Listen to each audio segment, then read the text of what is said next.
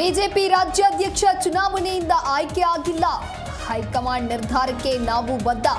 ಬೆಂಗಳೂರಿನಲ್ಲಿ ಕುಮಾರ್ ಬಂಗಾರಪ್ಪ ಹೇಳಿಕೆ.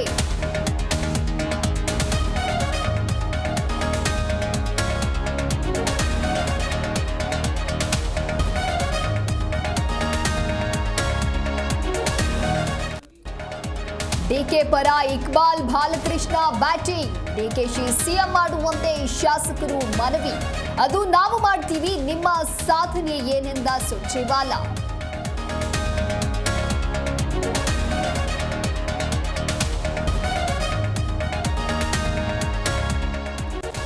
ವಾಲ್ಮೀಕಿ ನಿಗಮದ ಅವ್ಯವಹಾರ ಹಗರಣ ಕೇಸ್ ಪ್ರಕರಣ ಸಿಬಿಐಗೆ ವಹಿಸಿ ಹೈಕೋರ್ಟ್ ಆದೇಶ. ನ್ಯಾಯಮೂರ್ತಿ ಎಂ ನಾಗಪ್ರಸನ್ನ ಪೀಠದಿಂದ ಆದೇಶ.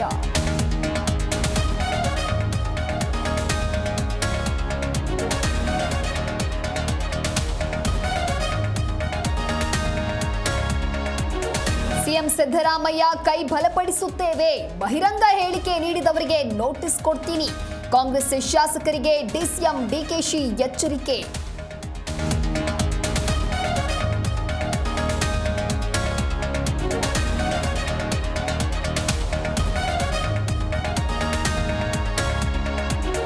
ನಾಯಕತ್ವ ಬದಲಾವಣೆ ಇಲ್ಲ, ಪಕ್ಷ ಸಂಘಟನೆ ಸಭೆ.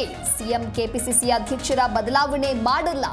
ಬೆಂಗಳೂರಿನಲ್ಲಿ ಸುರ್ಜೇವಾಲಾ ಹೇಳಿಕೆ.